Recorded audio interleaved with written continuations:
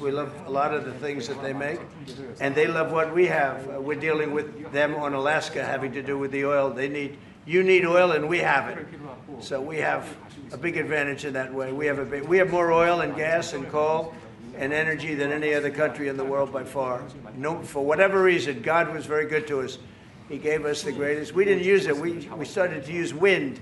Wind doesn't work.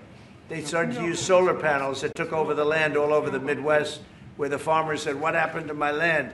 They'd have a 10-mile by 10-mile solar field that they couldn't farm, the most valuable land, farming land in the world, probably the most vibrant in the world. And they put solar plants all over the place. It's ridiculous. Big, massive black fields of solar that all comes out of China, or plastic, all comes out of China. But we have the greatest amount of energy in the world, and we're dealing with South Korea, as you know, in Alaska, and we're going to be making a deal, a joint venture with South Korea. Japan is involved also, very strongly involved. So we have Japan and South Korea, and we're actually the closest. You know, it seems like quite far away, Alaska and Korea, but actually it's right up the little ocean, right up the little Pacific Ocean. It's actually pretty close, relatively speaking. But we have more oil and gas and coal than any other nation in the world by far, and we're going to use it. And that's the thing that South Korea, I think, most wants from us, I would think. Mr. President, would you go back to the DMZ to meet with the North Korean leader? Say it? Would you go back to the DMZ to meet with the North Korean leader? I loved it. Remember when I walked across the line and everyone went crazy? Especially Secret Service, I would say they were going.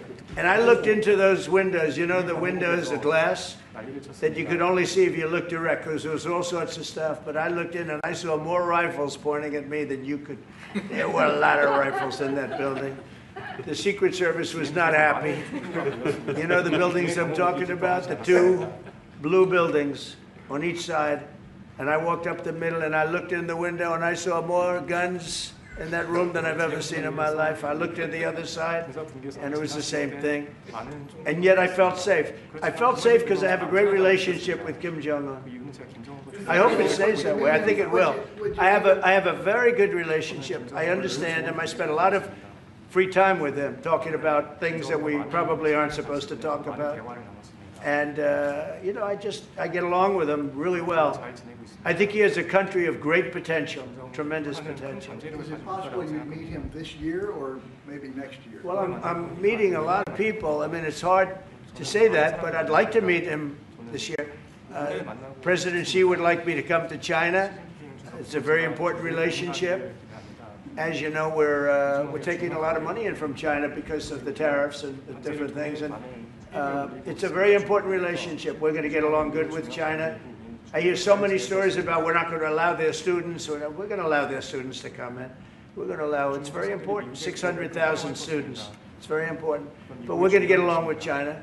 But it's a different relationship that we have now with China. It's a much better relationship economically than it was before. With Biden, boy, what he allowed that, I mean, they just took him to the cleaners. You know the expression? They took him to the cleaners. I'm sure they have an equal expression in South Korea, but they took that guy out for a ride like nobody's ever been ridden before. Terrible. But we have a very strong relationship, Howard, I would say, economically with China now, getting much better. They have to give us magnets. If they don't give us magnets, then we have to charge them 200% tariff or something, you know. But we're not going to have a problem, I don't think, with that.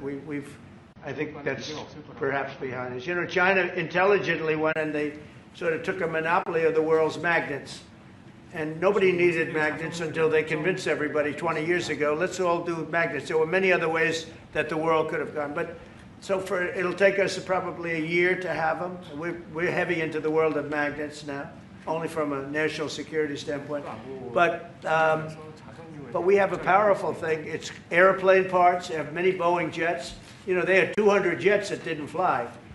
And I've sent them all, based on his word, I sent them all of the parts so their planes can fly. I could have held them back. I didn't do that because of the relationship I have. And their planes are now flying. You know, we had 200 of their planes were unable to fly because we were not giving them Boeing parts purposely, because they weren't giving us magnets. Therefore, we weren't given them. But we have a much more powerful thing, that's tariffs. If we wanted to put 100%, 200% tariffs on, we wouldn't do any business with China. And, you know, it would be okay, too, if we had to. But the magnet situation, we have tremendous power over them, and they have some power over us with magnets. We're going to have a lot of magnets in a pretty short period of time. In fact, we'll have so many we won't know what to do with them. But you know the story. It's a very interesting history with magnets. And it really is because presidents, not being business people, they allowed that to happen. And they shouldn't have. But we have much more. I mean, look, in terms of playing the cards, we have much bigger and better cards than they do. But with that being said, I think we have a great relationship. I spoke to President Xi fairly recently, and at some point, probably during this year or shortly thereafter, we'll go to China. And I think we're going to see a magnificent sight. It's a great country. Mr. President, on the National Both Guard. you and President Lee actually are planning to go to China. You mentioned either this year or next year. Could you please share more details about your plans going to China? And also President Lee, I think. Well, maybe we'll go together. Do you want to go together? We can share a plane. We'll save energy. We'll save a little, you know, the ozone layer. Remember President Obama used to talk about the ozone layer, and then he'd fly to Hawaii to play around the Gulf in a 747. Mr. President, on Would the you National accept the invitation, Mr. Lee? 방중 초청을 받아들이실 중국에서 만약 It was sort of meant jokingly, but if you want, you can come. 대통령하고 같이 가면 좋겠습니다. I would like to go together with President Do I Trump. accept? Does he accept? If you want to go, I'm going to get special permission. I'm sure you can go. But we're going to have a great relationship with China. I mean, it's happening. You see it. It's happening. 중국과 좋은 관계를 맺는 것입니다. 이미 They have some cards. We have incredible cards, but I don't want to play those cards. That would, if I played those cards, that would destroy China. I'm not going to play those cards. Mr. President, on the National Guard, you've talked a lot about Democratic-run cities and states. Would you also consider sending the National Guard into red states and red cities that are also seeing high crime? Sure, but there aren't that many of them. If you look at the top 25 cities for crime, just about every one of those cities is run by Democrats. And you know, one of the bad things they did, cashless bail, if you look back on time, when they allowed a murderer out that afternoon, you know, he'd kill somebody and then a couple of hours later he's walking the streets again, oftentimes killing again rapidly. Cashless bail is a disaster. You saw we had a news conference today on that. We're wiping it out in D.C., immediately wiping it out. It started in New York, I must tell you, and it's been a horrible thing for crime, especially violent crime. So we're going to end cashless bail, yes. Thank you. When will you deploy to Chicago, and how long are you keeping troops here in Washington, A little D.C.? discussion. I really want to be appreciated. You know, when we go into a city and wipe out the crime, so D.C., it sounds so horrible. I'm embarrassed to say it in front of you because they don't have anything like this. Washington, D.C., sir, has not had a murder in 11 days.